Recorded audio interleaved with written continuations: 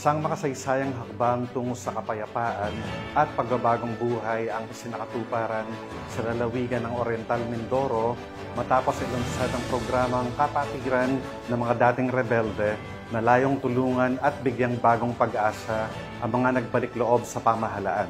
Nakatutok dyan si Patrolwoman Christine Lorenzo.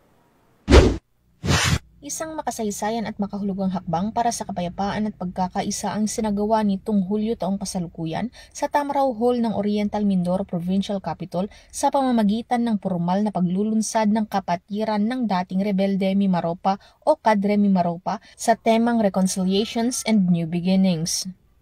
Dinaluhan ang nasabing aktibidad ng mga dating rebelde, mga opisyal ng pamahalaan, mga kinatawan mula sa NTF-ELCAC, Armed Forces of the Philippines, Philippine National Police, Office of the Presidential Advisor on Peace, Reconciliation and Unity, Department of the Interior and Local Government, at iba pang sektor.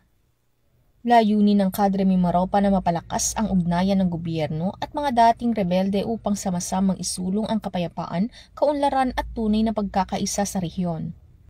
Binigyan diin ng kinatawan mula sa NTF-ELCAC ang kahalagahan ng pagpapatawad, pagbabagong buhay at muling pagyakap sa isang mapayapang pamumuhay. Samantala, ang patutuo ng isang dating rebelde mula sa Palawan ay naging inspirasyon sa mga dumalo bilang patunay na posible ang makabalik sa lipunan ng may dignidad at panibagong layunin. Ang pagtatag ng Kadre Mimaropa ay itinuturing na bunga ng whole-of-nation approach ng pamahalaan sa pagsugpo sa insurhensiya, isang patunay na sa tulong ng pagkakaisa at pagtutulungan, maaaring mapalitan ng pag-asa at kapayapaan ang takot at karahasan sa pamayanan. Sa pagtatapos ng programa, sabay-sabay na nanumpa ang mga kalahok sa kanilang panata ng pagkakaisa, isang simbolo ng kanilang pangako sa iisang layunin, kapayapaan, kaunlaran at pagkakapatiran.